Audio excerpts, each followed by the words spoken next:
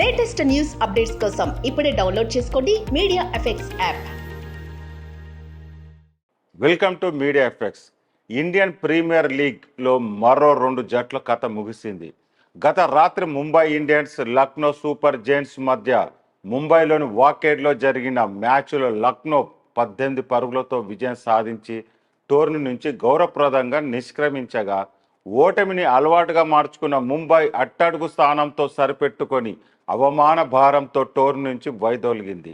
ఈ మ్యాచ్లో తొలుత బ్యాటింగ్ చేసిన లక్నో నికోలస్ పూరన్ మెరుపు ఇన్నింగ్స్తో 214 పరుగులు చేసింది. అనంతరం 215 పరుగుల భారీ విజయ లక్ష్యంతో బ్యాటింగ్ ప్రారంభించిన ముంబై 20 ఓవర్లో 6 వికెట్లు కోల్పోయి 196 పరుగులకే పరిమితమైంది. రోహిత్ శర్మ 68 రన్స్, 38 బంతుల్లో 10 ఫోర్లు, 3 సిక్సర్లు.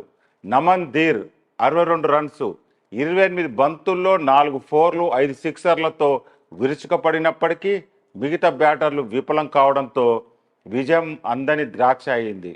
సూర్యకుమార్ యాదవ్ డకౌట్ కాగా కెప్టెన్ పాండ్యా 16 రన్లతో మరోమారు దారుణంగా నిరాశపరిచాడు. David Brevis 23 runs, Ishan Kishan 14 పరుగులు చేశాడు. లక్నో బౌలర్లో నవీన్ హక్, రవి బిష్ణోయ్ చెరో 2 వికెట్లు తీసుకున్నారు. అంతకుముందు player of the match Puran మైదానంలో పరుగులు సునామీ సృష్టించాడు.